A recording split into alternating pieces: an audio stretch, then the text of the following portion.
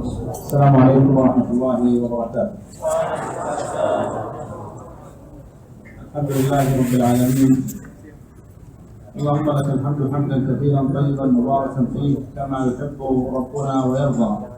لك الحمد يا رحمن ما هل صيبه، وما تاب يا من يقبل التوب مذنبه. لك الحمد حمدا يملأ الأرض والسماء كثيرا غزيرا ما يعد ويحسب. إليك يساق الشكر في كل لمحة، ويزدان شرق بالثناء ومغرب. وصلى الله على خير خلق الله محمد بن عبد الله وعلى آله وأصحابه أجمعين. أما بعد أيها الأحبة، حياكم الله في بيت من بيوت الله وفي روضة من رياض الجنة. أسأل الله عز وجل أن يتقبل منا ومنكم وأن يوفقنا وإياكم لما يحب ويرضى. باسمكم جميعا نرحب بفضيلة الدكتور أحمد عبد الكريم في هذه المحاضرة التي تتكلم عن الأمن الفكري وأهميته في استقرار المجتمع. والأمن أيها الإخوة الكرام هو السعادة، والأمن هو الطمأنينة، والأمن هو الراحة. في هذه اللحظات المباركة أيها الإخوة نتكلم عن الأمن والتفاعل الرشيد مع الثقافات الأخرى. فباسمكم جميعا نرحب بفضيلة الدكتور في هذا الموضوع الهام جدا. نتمنى من الجميع الحرص والمشاركة، ويتاح الأسئلة في آخر اللقاء بحول الله. فليتفضل مشكورا مأجورا، جزاه الله خيرا.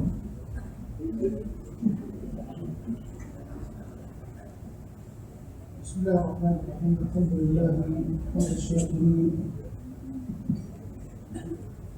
صلي وسلم على المبعوث رحمة للعالمين نبينا محمد وعلى آله وصحبه وسلم تسليما كثيرا إلى يوم الدين. ثم أما بعد، فسلام الله عليكم جميعا ورحمته وبركاته. وأسأل الله بمنه وكرمه أن يجعل اجتماعنا هذا اجتماعا مرحوما، وأن يجعل تفرقنا من بعده تفرقا معصوما، وألا يجعل معنا ولا فينا ولا من بيننا شقيا ولا محروما. أثني بعد شكر الله تعالى بشكر إدارة المعهد ممثلة بعميدها الدكتور غازي بن عبد العزيز السرحان، وبالزملاء الوكلاء وأعضاء هيئة التدريس والأساتذة الكرام. وأخص بالشكر أخي الكريم صاحب الفضيلة الشيخ علي السميدي وفقه الله، والذي يرعى مثل هذه اللقاءات والمؤتمرات التي تثري أفهامنا وتزكي عقولنا وتقدم لأنفسنا ما فيه الخير والرشاد والصلاح إن شاء الله. فله مني أطيب شكر وأزكى تحية، وأسأل الله أن يجعله وزملائه في هذه الوحدة وفي النشاط ممن وفقهم الله وهداهم وسددهم وأجر الخير على أيديهم. فما أعظم أن يكون للعبد غرس يغرسه فيرى ثمرته وذخره يوم الدين أجرا عظيما إن شاء الله تعالى. وأسأل الله أن يجعلنا جميعا وإياكم أيها الإخوة من المحتسبين في كل كلمة وخطوة نرجو بها الصلاح، اللهم آمين. موضوعنا في هذه الساعة موضوع كبير ومهم، وهو متصل بالأمن الفكري. والأمن الفكري يعود جلاله وأثره على الفرد وعلى المجتمع. وهذه أو هذا المصطلح الأمن الفكري ركبه فئام من الناس، وساق به عدد من المؤسسات والتوجهات، كل يأخذ هذا المصطلح إلى فريقه ويقرب من نفسه للأمن الفكري، وربما ادعاه بعض الفئام وضعوا أنهم هم أهل الأمن الفكري، غير أننا في هذا اللقاء نحقق أن الأمن الفكري أهله وقادته وحماته هم أهل الكتاب والسنة. لماذا؟ لأن الشارع الحكيم قد استودع من قوانين الأمن الفكري في الكتاب والسنة الشيء الكثير، وهذا في واقع الأمر ما نحب أن نتحاور حوله في هذه الساعة، رجاء أن نتعلم من أحكام كتاب ربنا ومن آداب سنة نبينا صلى الله عليه وسلم ما يدل على أن الشارع الحكيم هو الذي جاء بضرورة حماية الأمن الفكري في المجتمعات.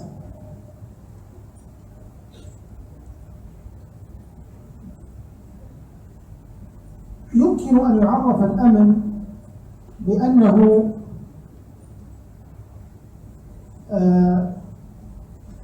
كما يقول ابن فارس رحمه الله، يقول في الأمن، ويقول الجرجاني هو عدم توقع مكروه في الزمان الآتي. عدم توقع مكروه في الزمان الآتي، الإنسان يأمل من كل مكروه قد يرد على مجلسه، قد يرد على وطنه، قد يرد على أهله، قد يرد على نفسه. والمقصود بالأمن الفكري أعظم من هذا، أن يسلم فكرك من كل شائبة. هذه الشائبة قد ترتبط بالدين، هذه الشائبة قد ترتبط بأهل الدين، هذه الشائبة قد ترتبط بوطن الدين، بقادة المسلمين، بأفراد المسلمين. يجب على العبد المسلم أن يسلم ذهنه من كل هذه الشوائب حتى يعيش هو في أمن، ويعيش مجتمعه في أمن، ووطنه في أمن، وأيضا يتعايش مع أفراد المسلمين وغير المسلمين بشيء من الأمن. أنتم في هذه الكلية وفي هذا المعهد تدرسون أحكاما تتصل بغير المسلمين، لأن غير المسلمين ليسوا على طبقة واحدة، منهم من يكون معاهدا، منهم من يكون مؤتمنا، منهم من يكون محاربا. فهؤلاء لكل واحد منهم في دين الله جل وعلا تعامل. الحربي مثلا إذا كان في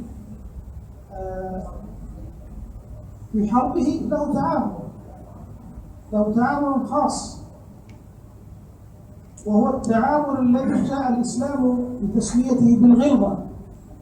جاهد يا أيها النبي جاهد الكفار والمنافقين واغلظ عليهم ومأواهم جهنم وبئس المصير. فإما أن يؤسر، إما أن يسترق، إما أن يقتل، إما أن يترك سبيله. كل هذه الأحكام، وهي أشد الأحكام مع هذا الكافر، تكون في هذه الحال، وهي حال الحرب.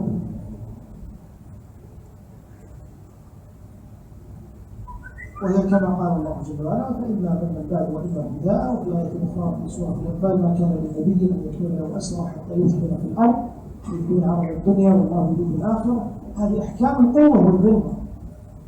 لكن لا يأتي أنصاف متعلم ويقول بأن هذه أحكامنا مع الكافر. فلا بد أن نعامله على ضوء هذه الآيات، نقول لا، هذا يجب عليك فيه أن تنتبه لمأخذ الآية الكريمة، وأنها جاءت به في حال الحرب. وهناك أحوال أخرى في السلم والمعاهدة، لما أن يؤذن للكافر أن يقيم بين المسلمين لغرض رأى ولي أمر المسلمين منه أو من ورائه المصلحة، كانت المصلحة عامة، فهذا نقول بأنه معاهد، وأن هذا العهد يجب علينا أن نحترمه. فالمقصود أن يكون عندنا أمن نستطيع أن نتعايش فيه مع أفراد الناس سواء كانوا مسلمين أو غير مسلمين.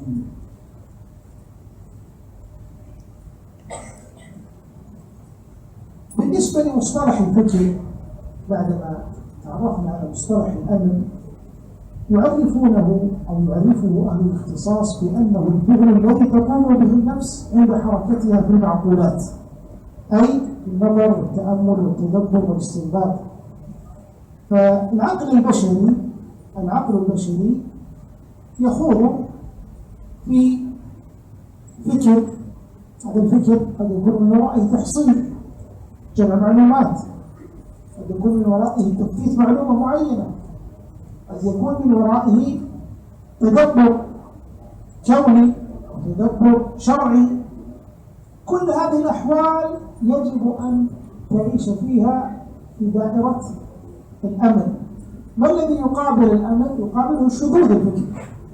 الشذوذ الفكري لما يكون عندك رأي ليس هو من آراء جماعة المسلمين أو ليس هو من آراء أهل السنة والجماعة، كالذي مثلا يتحدث في وجود الله جل وعلا ويناقش فيه، وهؤلاء بين طرفي نقيض، وبعضكم درس هذا في العقيدة. فإما أن يقول بأن الله موجود في كل شيء، وطرف آخر ينفي وجود الله جل وعلا. ما السبب في هذا الشذوذ الفكري العقائدي؟ يقول هو بسبب أن العبد الذي كلفه الله بالتكاليف الشرعية لم يسلم عقله لله جل وعلا. ولهذا أيها الكرام، أول ما يجب أن نؤكد عليه أن الأمن الفكري هو لحماية مقاصد الشريعة كلها، حماية مقاصد الشريعة كلها. تعرفون أن مقاصد الشريعة جاءت بحفظ الضروريات الخمس، وهي حفظ الدين وحفظ العقل وحفظ النفس وحفظ المال وحفظ ماذا؟ العقل ذكرناه وذكرناه العرض، نعم، وحفظ العرض. ولو تدبرتم لرأيتم أن هذه الخمس كلها رتب الله جل وعلا عليها حدودا شرعية. فمثلا حفظ الدين مقابله حد ايش؟ الردة، من بدل دينه فاقتلوه. حفظ المال يقابله حد السرقة. حفظ النفس يقابله لكم في قصاص الحياة كتبنا عليه بأن النفس بالنفس. حفظ العرض يقابله ماذا؟ حد الزنا، إما أن يكون محصنا وأن يكون غير محصن، وهذا المحصن يرجم والآخر يجلد، وكلها ثابتة في كتاب الله. أما آية الرجم فإنها منسوخة، وأما آية الجلد فإنها محكمة ثابتة، والأولى نسخت تلاوة ولم تنسخ حكما كما قال عمر رضي الله عنه. المقصود من هذا أن كل هذه الأحكام، كل هذه المقاصد، كل هذه الضروريات التي حفظها الشارع الحكيم رتب على تركها ماذا؟ حدودها. حد أو حفظ العقل يقابله حد ماذا؟ المسكن، وهو جلب شارب الخمر. فإذا أمنت المجتمعات من هذا الشذوذ ومن هذه الظواهر السلبية فإنه حينها نستطيع أن نعيش بأمن. وأولى ما يمكن أن ينبه عليه حفظ العقائد، وهو الذي يشار إليه بحفظ الدين. لماذا؟ لأنه إذا حفظ العبد المؤمن عقيدته وأسلمها من الشذوذ، سواء كان الشذوذ التشكيك في العقيدة في الله جل وعلا، أو العقيدة في أسماء الله، أو العقيدة في صفات الله، أو العقيدة في رسالة نبي الله صلى الله عليه وسلم، أو الشك في قضية الملائكة أركان الإيمان، فإنه والحالة هذه سيكون هناك تفكك وتفرق.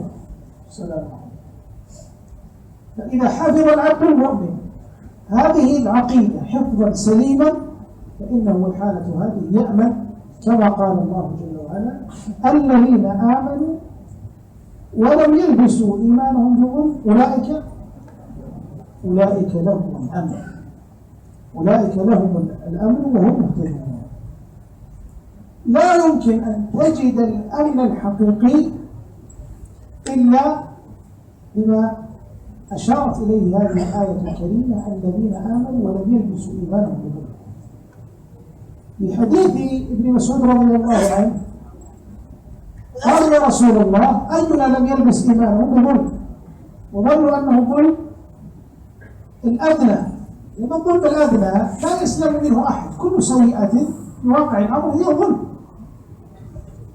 فلا تظلموا فيهن أنفسكم، سواء كان ظلم النفس بالصغيرة أو بالكبيرة، هو في واقع الأمر ظلم للنفس. فظن الصحابة رضي الله عنهم أنه الظلم الذي لا يسلم منه مسلم، يظلم أمته، دابته، نفسه، إلى آخره.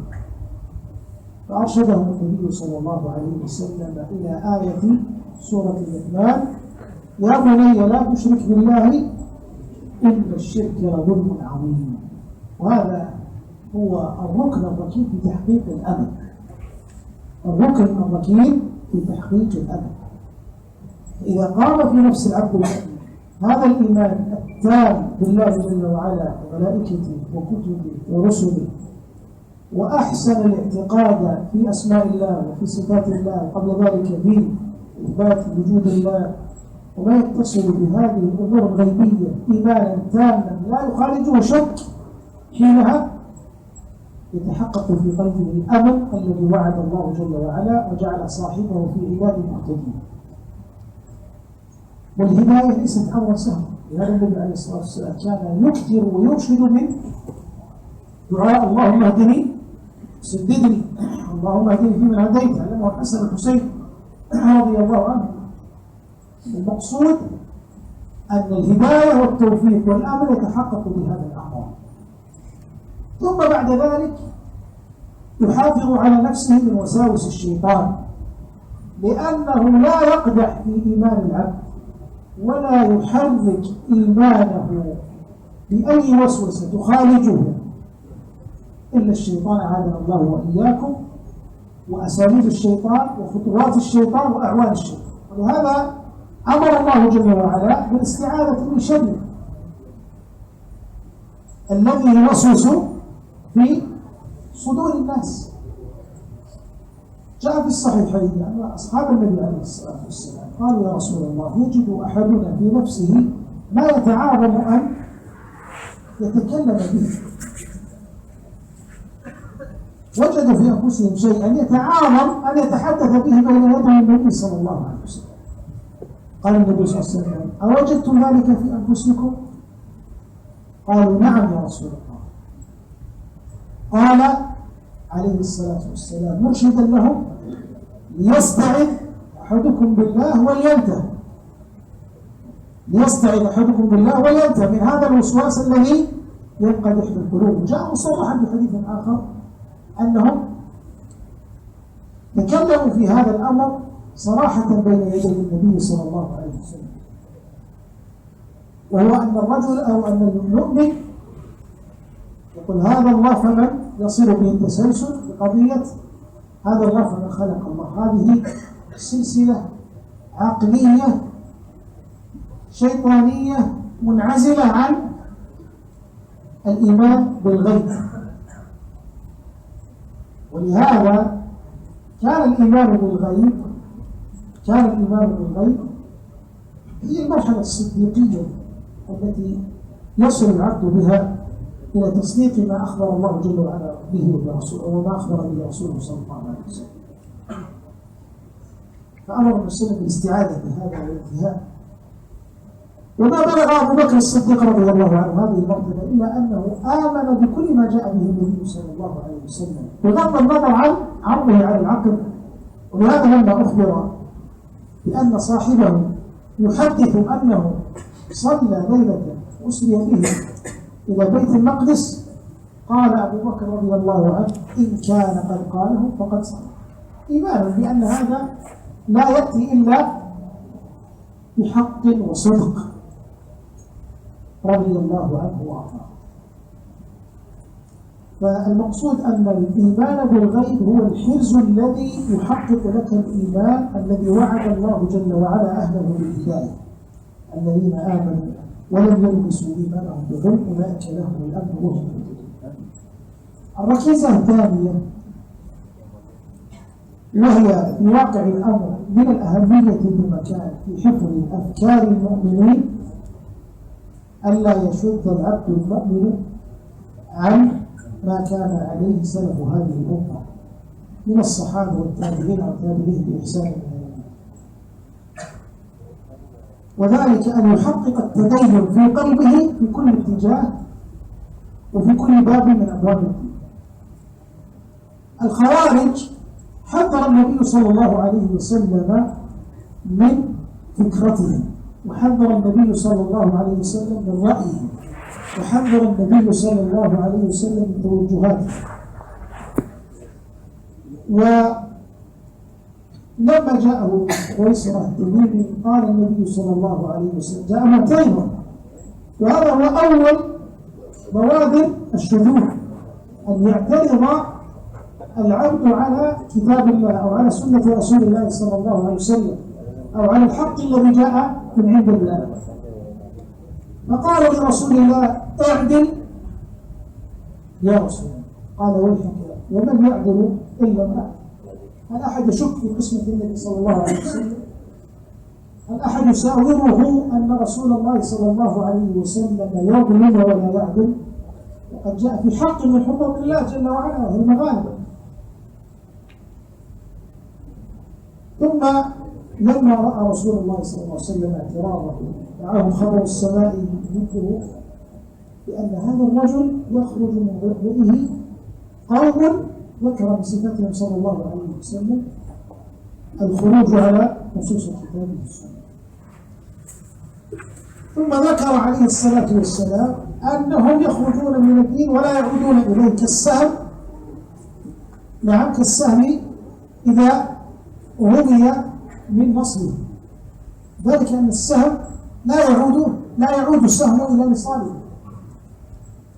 فعياذا بالله من هذه الفكرة إذا تمخضت واستقرت في قلب العبد المؤمن وفتح لها عقله وذهنه واستمع للشبهات التي تدور حولها، فإنه الواقع أن يعيش في شبهات ربما أنها تجعله يشد كل الشذوذ ويبتعد كل البعد عن نصوص الكتاب والسنة.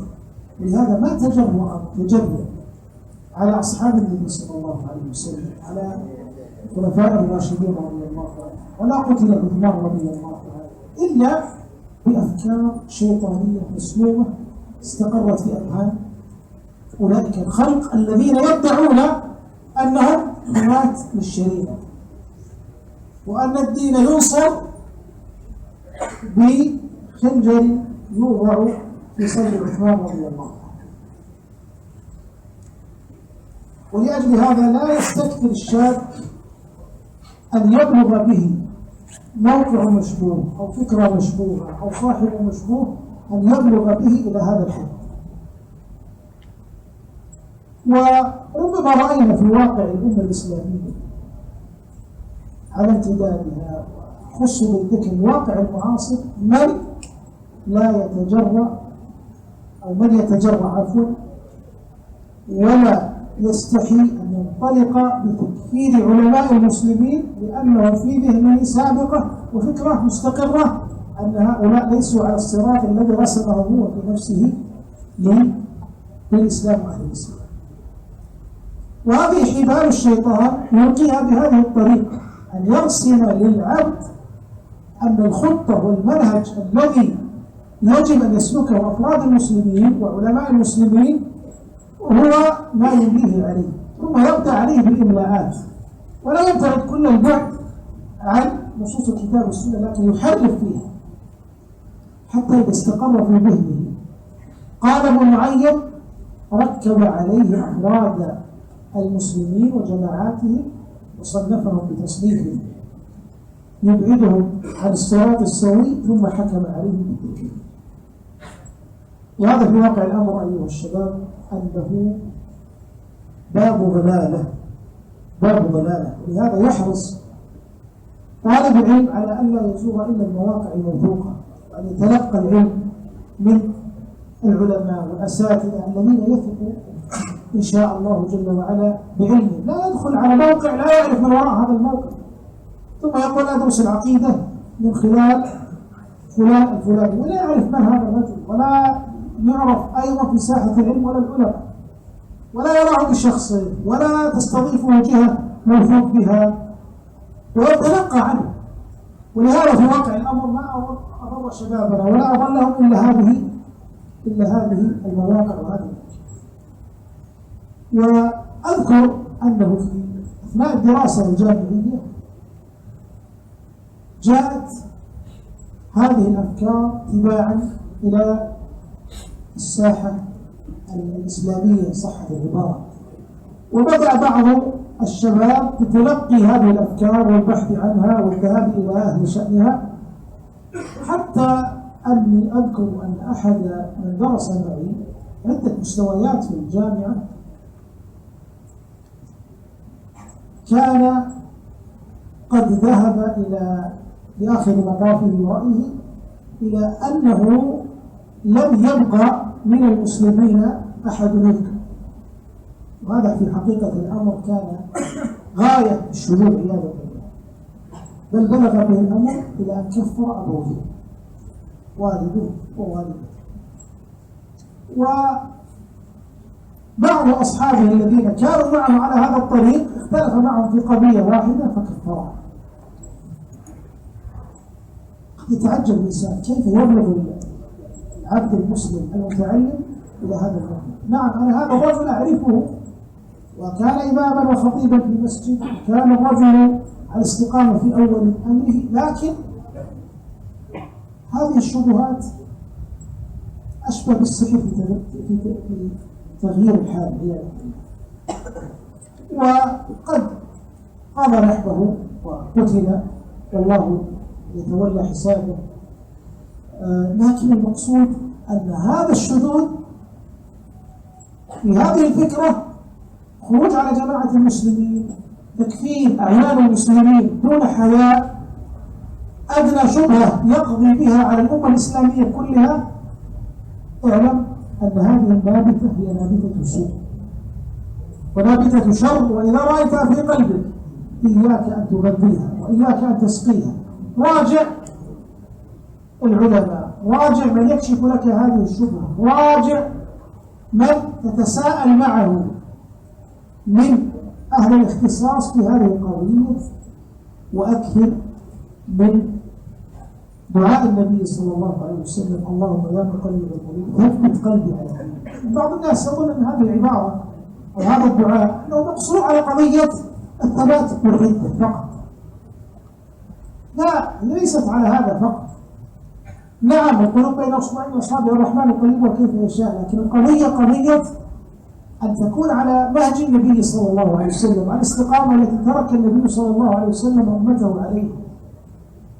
أما أن تنحرف بك السبل وتختار طريقة وشعبة من الشعب التي أخبر النبي صلى الله عليه وسلم أنها مذمومة وكلها في النار إلا ما كنت عليه أنا وأصحابي، ولا تؤمن بأن دعاء النبي صلى الله عليه وسلم كان لغرض الاستقامة على ما كان عليه وسلم. يا مقلب القلوب ثبت قلبي على دينك. وإذا نحن رأينا في واقعنا من كانوا معنا على طريقة وفي مدارسنا وجامعاتنا وناهجنا ومع ذلك حصل منهم هذا الشذوذ، فهنا لابد أن تكون معتبرا وأن تسأل الله جل وعلا الثبات على الحق والاستقامة عليه. لا أريد أن أطيل عليكم أيها الأخوة، ولكن الذي أستطيع أن أختم به أن نحمي أنفسنا بهذه الوسائل الشرعية، ولا يوجد حائط يحوطك من هذه الشبهات بعد توفيق الله سبحانه وتعالى وحفظه لك إلا العلم الشرعي. لا تكن كالإسفنج يمتص كل ما جاء، لا، لابد أن تعرض ما يرد على ذهنك، ما يرد من فكرة، ما يرد من شبهة، أن تعرضه على قال الله وقال رسوله صلى الله عليه وسلم. إذا حصنت نفسك بالعلم وحدثت نفسك بهذا فساهم في بناء المجتمع المسلم، وأنشئ مجتمعا محافظا. النشء المسلم الذي يلي مرحلتك العمرية هذه هي رسالتك وهذه هي مهمتك. لا تظن أنك أنت طبقة يصنع لها وهي لا تصنع، يقدم لها وهي لا تقدم، وينتظر الإنسان من يعلمه، من يوجهه، من يرشده، ويبقى هو في حالة التعلم فقط. لا بد من البلاغ، ومهمتك هي مهمة الرسل. يا أيها الرسول بلغ ما أنزل إليك، وإن لم تفعل فما بلغت رسالة. لما تبلغك رسالة توجيهية يجب عليك أن تنقل هذه الرسالة التوجيهية لأقرب الناس إليك، لأهل بيتك، أن تنقل هذه الرسالة لإخوانك الصغار، تنقل هذه الرسالة للطلاب الذين تساهم في تعليمهم كتاب الله وسنة رسول الله صلى الله عليه وسلم. يشتد النشء وقاموا على هذه الأصول الثابتة بالتعريف بالله جل وعلا وغرس القيم الإيمانية في قلوبهم ونفوسهم وتعليقهم بالله سبحانه وتعالى الصغيرة والكبيرة، حينها لن يجد الشيطان لهؤلاء سبيلا.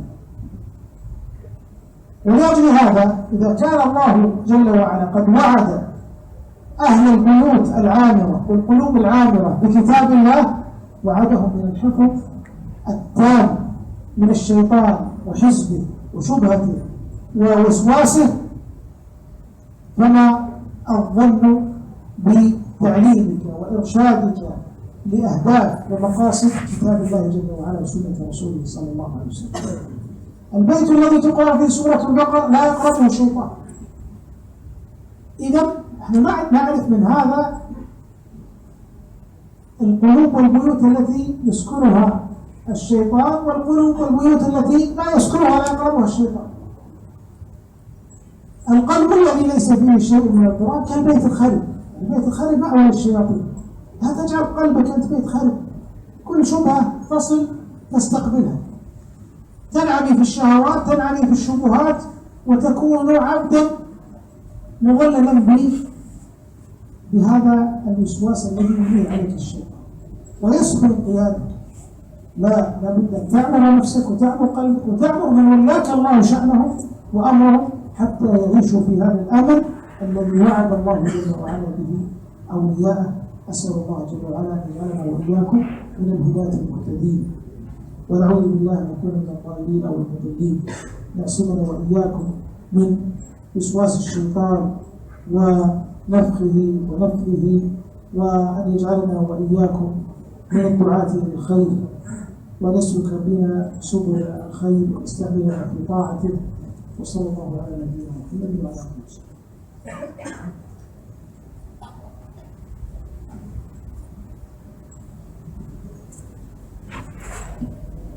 جزا الله خيرا فضيلة الشيخ أحمد عبد الكريم على هذه الكلمات الجميلة والتوجيهات الرائعة المسددة.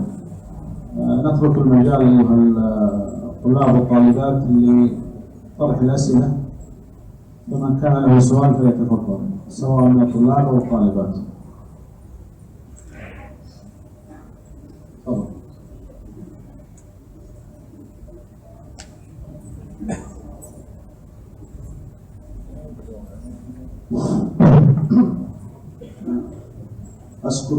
أشكركم يا دكتور على هذه الفرصة المهمة. سؤالي: كيف نعامل على من يؤذي ويرد على دعوتنا هذه؟ ندعوهم إلى الخير وهم يردون على هذه الدعوة. هل نتركهم ولا نهتم بضلالهم أو ندعوهم حتى يقبلوا على هذه الدعوة؟ أرجو نصيحتكم. جزاك الله خيرا على حرصك. بالنسبة للدعوة هي في واقع الأمر والبلاغ أيضا الذي أشرت إليه آنفا، وفي واقع الأمر يحتاج إلى الأساليب الدعوية الناجحة،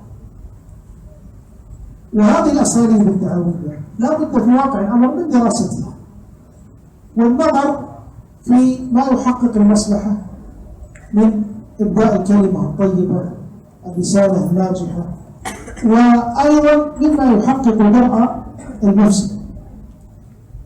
على سبيل المثال، ونحن مقبلون على المولد النبوي، أنك دخلت على أهل بيتك، على مسجدك، فوجدتهم يحتفلون بهذا المولد على سبيل بدعي أو شركي فيه مثلا من دعاء النبي صلى الله عليه وسلم، دعوة أنه يحضر مثل هذه الاجتماعات ومثل هذه اللقاءات، أو أن هذا اللقاء وأمثاله محثة على الشيء على سبيل المثال. وهذا في واقع الأمر قد يكون منتشرا في هذا البلد وبعض بلدان المسلمين هذا. ما هو دوري أنا؟ وقد تعلمت أن هذا ليس مما حث عليه النبي صلى الله عليه وسلم. ما هو دوري؟ وقد علمت أن أصحاب النبي صلى الله عليه وسلم لم يكونوا يجتمعوا على مثل هذا الاجتماع ولا يقربوا بمثل ما يفعله بعض أهل الطرف. هل نحن أكثر حبا من أصحاب النبي صلى الله عليه وسلم من النبي صلى الله عليه وسلم؟ لا يمكن. أولئك القوم قد اختارهم الله جل وعلا واصطفاهم لصحبة نبيه صلى الله عليه وسلم، وقدموا أصدق المواقف في نصرة النبي صلى الله عليه وسلم وفي محبته. ونسأل الله جل وعلا أن يجعلنا على هديهم وعلى سنته. لكن أولئك القوم الذين صدقوا مع رسول الله صلى الله عليه وسلم في صحبته، وصدقوا في محبته، وصدقوا في واجبه، وكانوا قرابته، هذا ابن عمه، تلك زوجته، هذا ابن خالد، إلى آخره، قرابات ومحبة وصدق، ومع ذلك ما احتفلوا يوما بمولد. أتعلم هذا ويمتلئ قلبي إيمانا بأن مثل هذا لا يمكن أن يكون عبادة يرضاه الله جل وعلا، وكل ما أحدث في دين الله جل وعلا فهو رد. من أحدث في ديننا هذا ما ليس من أخيارنا هذا ما ليس منه فهو رد. أنت مطمئن بهذا، لكن الحال أن الواقعة في بيتك. فانظروا في هذين الموقفين. الموقف الأول: طالب دخل وأقسم بالله أن ما يفعلونه شرك بالله وخطأ، والله لا أبيتن الليلة في هذا البيت، وبيتكم هذا بيت تحضره الشياطين، ولا أطعم معكم طعاما ولا أشرب شرابا، وأعلن الهجرة وغادر. هذا الموقف الأول. بالتالي هم سيأخذون موقفا آخر من هذا الابن المتمرد، صح العبارة من وجهة النظر. الموقف الثاني: شاب آخر رزق الحكمة، استعد لمثل هذا الموقف، جاء بين يديه مختصر بسيرة النبي صلى الله عليه وسلم، عرض على أمه وعلى أبيه وعلى إخوانه هذه السيرة قرب إليهم حب النبي صلى الله عليه وسلم، أحبوا النبي صلى الله عليه وسلم، تعرفوا على هديه، تعرفوا على سمته، على وقاره، تعرفوا على عباداته، على شرعه، ثم بدأ ينبههم على الإضافات التي أضيفت على دين رسول الله صلى الله عليه وسلم وقد كان حذر منها قبل. إذا هذا الآن هيأ لمثل هذا الموقف، هيأ قاعدة يستطيع أن ينطلق عليها. دخل عليهم وجد بعض التجاوزات، سيذكرهم بالحكمة، بالموعظة الحسنة، بالقول اللين. الله جل وعلا قال لموسى عليه السلام وهارون عليه السلام: فقول له قولا لينا لمن؟ لفرعون. في علم الله أن فرعون سيهلك على الضلالة والكفر، لعله يتذكر أو يخشى. لعله يتذكر أو يخشى، هذه قاعدة دعوية. أن تذكر ونبه وادعو إلى سبيل الله، وفي قلبك لعله يتذكر أو يخشى، ليس لعله ينزجر وينتهي ولعلي أقضي عليه ويستحضر. لا، ابحث معه الهداية وحقق مصلحة وادرأ نفسك واصبر على الأذى. ليس الشر أن يغادر في يوم وليلة، ولهذا في واقع الأمر أحيانا لما يكون الشاب صغيرا في سنه وقد سبقه إلى هذه البدعة أو إلى هذا المنكر أو إلى هذه المخالفة من هو أكبر منه سنا، عليه أن يتدرج في ملء قلوبهم بالحق الذي معه قبل أن يأتي بالحق. واضح؟ ولعل هذا من أحكام أو من حكم الدعوة المكية التي كان النبي صلى الله عليه وسلم يسر في أولها ثم يجهر بعد أن اشتدت قيمة المسلمين وكثر عددهم، ثم بعد ذلك هاجر وزادت شوكة المسلمين. القضية تحتاج إلى تدرج في المجتمع، كما تقول أنه يعارض هذه الدعوة أو يرد علي هذه الدعوة. لا، املأ قلوبهم قبل بما يهيئ إن شاء الله قبول هذه الدعوة، واستجمع النصوص الكثيرة في تحقيق المصالح ودرء المفاسد. الله جل وعلا يقول: ولا تسبوا الذين يدعون من دون الله فيسبوا الله عدوا بغير علم. السعدي رحمه الله عند هذه الآية يقول بأن سب آلهة المشركين عبادة يحبها الله، لأن فيها البراءة من آلهة الكفر، ومع ذلك كانت المصلحة في عدم سب تلك الآلهة، لأنها ستجر مفسدة أعظم، وهي ماذا؟ سب الله جل وعلا. يقول النبي صلى الله عليه وسلم لعائشة رضي الله عنها: لولا أن قومك حديث عهد بجاهلية لهدمت البيت وأقمته على قواعد إبراهيم. لكن هل فعل النبي صلى الله عليه وسلم؟ ما فعل. يقول قائل: ما الذي تركه النبي صلى الله عليه وسلم؟ نقول: ترك الحق الذي كان يريده. ما المصلحة؟ لأجل ألا يقول الناس بأن محمدا هدم بيت الله وكعبة الله، قد كان العرب يعظمونها قبل الإسلام. فهذه المصالح حقيقة يجب على العبد أن يدركها ويدرك مفاسد ويقصد الخير. نعم، يقصد الخير ويعرف ويرسم خطواته الإصلاحية خطوة حتى يصلح إن شاء الله المجتمع الذي ينشأ فيه. كل منكم مسؤول عن بيته، مسؤول عن أسرته، مسؤول عن أهل جماعة مسجده، عن الطلاب الذين يدرسهم. ازرع فيهم هذا الحق الذي تعلمته. هل السؤال ما أخذ؟ تفضل. كم وقت؟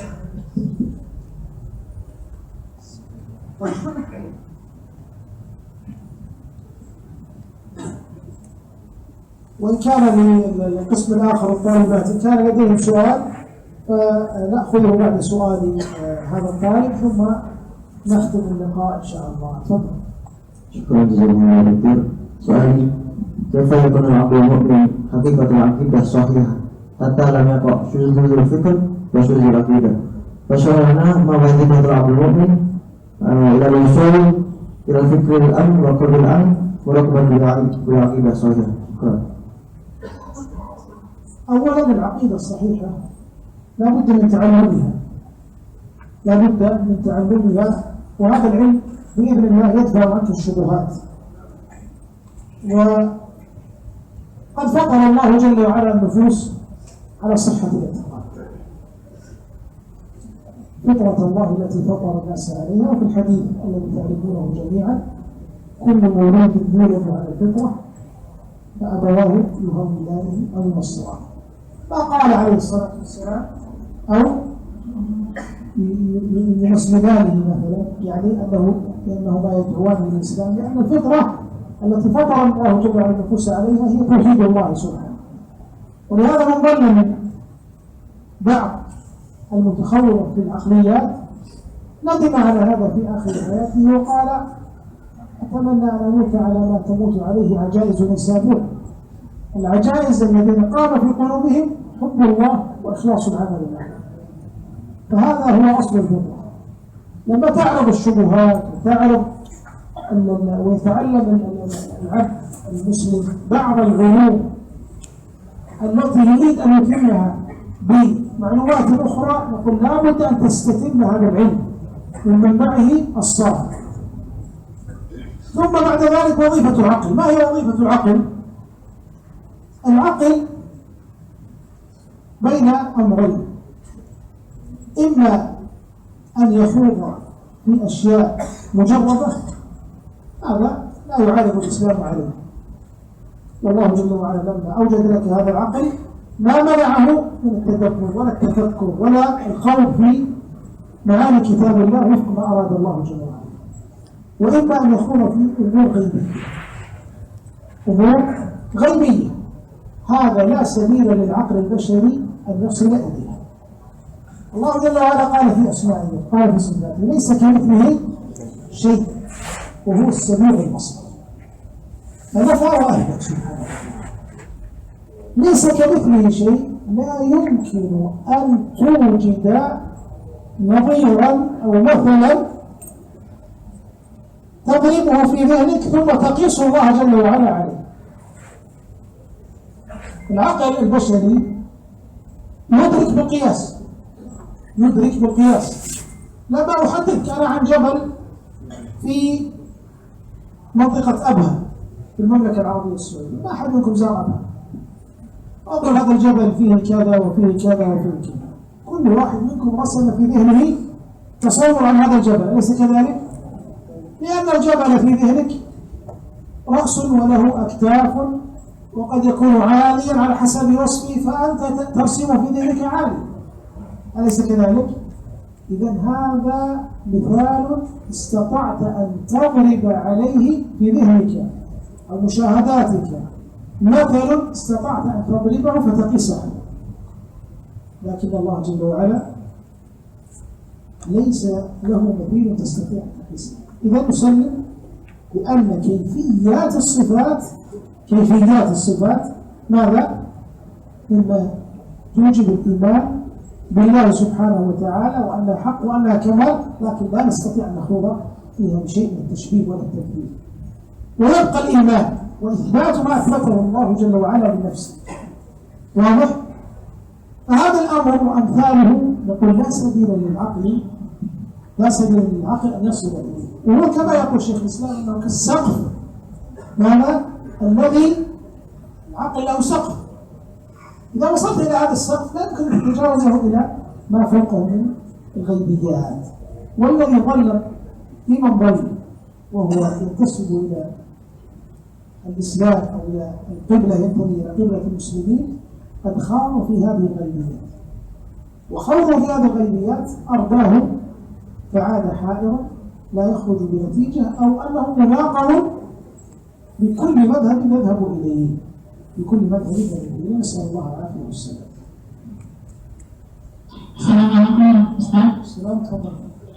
Syukran ala kalam kalamnya al-arti fi qalbina ma'anna la nastati an nulqa mubasyarah. Ustaz, halumma ma'a annana atalabatul haq wa hada hama huma al-mutama wa sanjin al-asal mada huma al-mar'ah al-salama مناسبة التحرك كثيرة مع أنها نريد أمام المجتمع ونحارب الشبهات حولنا ولا نريد أن هناك أرقام في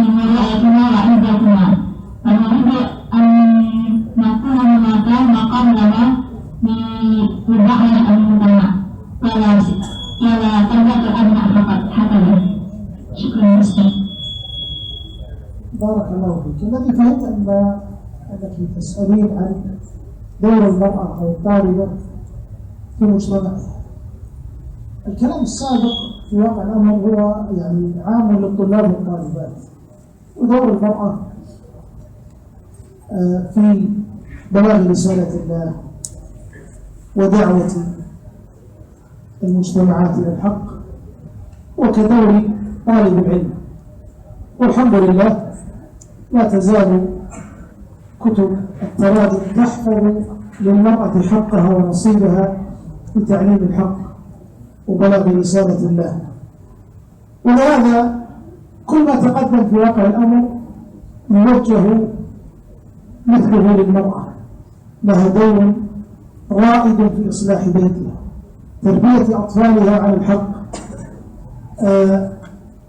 وصل المناهج الصحيحة والصادقة والسليمة من كل شائبة في نفوس أطفالها، نفوس من تتولى تعليمهم من الأطفال. وأنا أقول دائما لا تستهينوا بهؤلاء الصغار والذين أعمارهم من 7 والسادسة إلى 10 و11، وذلك أنهم يدركون الشيء الكثير، بل القاعدة الأولى تبنى في نفوسهم في هذه المرحلة العمرية. وإذا خالج هذه النفوس شيء من التشكيك أو التهاون أو ضعف البناء العقائدي أو الولاء لدين الله، فسيكون لهذه التربية أثرها بعد البلوغ. فالله بتعاهد هذه المؤسسات. وأنا أعرف أن المجتمع الأندلسي ولله الحمد مجتمع ينبغي بالدعوة، وهذا شيء شاهدناه والحمد لله. كل هذه المجموعة طيبة من الطلاب والطالبات تجد أنهم ينخرطون في مؤسسات دعوية، في مؤسسات خيرية، هذا في إغاثة المسلمين، هذا في تفطير الصائمين، هذا في إعانة المحتاجين والمساكين، وهذا في الدعوة إلى الحق، وهذا في تعليم القرآن. والحمد لله مساجد مليئة بالخير، مليئة بالتعليم، ذكورا وإناثا. واجبكم واجب. الصاحة والحمد لله تستجيب. وكما يقال يعني المراعاة موجودة ورأس المال موجود، فالله بالمتاجرة مع الله سبحانه وتعالى والمسارعة لإحقاق الحق، ولا يحتقر الطالب ولا الطالبة جهده. والله أن تعلم طفلا أو شابا تعلمه الحق، تدله على سبيل الرشاد، تذكره بالله، تأخذ بيده إلى الحق ولو كان واحدا، هذا الواحد سيقول غيره وسيوفق بإذن الله إذا قام في القلب إخلاص النية لله جل وعلا. فالحمد لله المعهد يحتوي على طاقات هائلة، على طلاب علم إعداد مؤلفة والحمد لله بجميع الأقسام، المستويات، المراحل العمرية الدراسية، انطلقوا في سبيل الحق. إذا كان على طلاب المعهد مثلا 3000 طالب في جميع البرامج، وكل طالب تولى طفلا أو طفلين، تولى تعليم شيخ كبير، امرأة عجوز، دلها على سنة وحذرها من بدعة، كم سنحقق من الأرقام في الدعوة إلى الله جل وعلا. وهي دفعة قائمة الآن حية نواجهه في كل صباح ومساء. طيب ما بال الدفعات السابقة، دفعات إن شاء الله اللاحقة، نستطيع أن نبني أمة متعلمة، نستطيع بإذن الله تعالى أن نبني أمة متعلمة. فلا تحقروا يا أيها الشباب جهودكم، كل منكم جاء من بلد ومن جهة ومن قرية ومن هجرة وجاء من جزيرة، فالله بالسعي في بلاغ رسالة الله. الأنبياء ختم بمحمد صلى الله عليه وسلم، والنبي صلى الله عليه وسلم قال إن الأنبياء لم يورثوا دينارا ولا درهما وإنما ورثوا العلم، فمن أخذ به أخذ بنصيبه. طيب خذ هذا العلم، هيأ الله لك مقعدا دراسيا لا تدفع عليه قيمة، بل قد يدفع لك مقابل حضورك تشجيع، ويعطيك المراجع الدراسية، وانتقى لك نخبة من الأساتذة، والحمد لله نتعلم يعني في هذا الظل وفي هذا الجو المناسب. ما الذي بقي عليه؟ الحجة قائمة. الجامعة ما فتحت هذا الفرع السنين السابقة إلا وهي تؤمل أن يكون من وراء هذا التعليم جهد رائع في هذا البلد المسلم، ويكون هذا الجهد وفق منهج الكتاب والسنة، وأن يكون سالما كما أشرنا سابقا من بعض الشذوذات ومن كل الشذوذات الفكرية والعقائدية. أسأل الله بمنه وكرمه للجميع التوفيق والسداد. وأظن أنه بهذا السؤال قد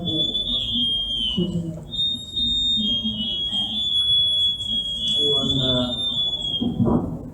الإخوة والأخوات،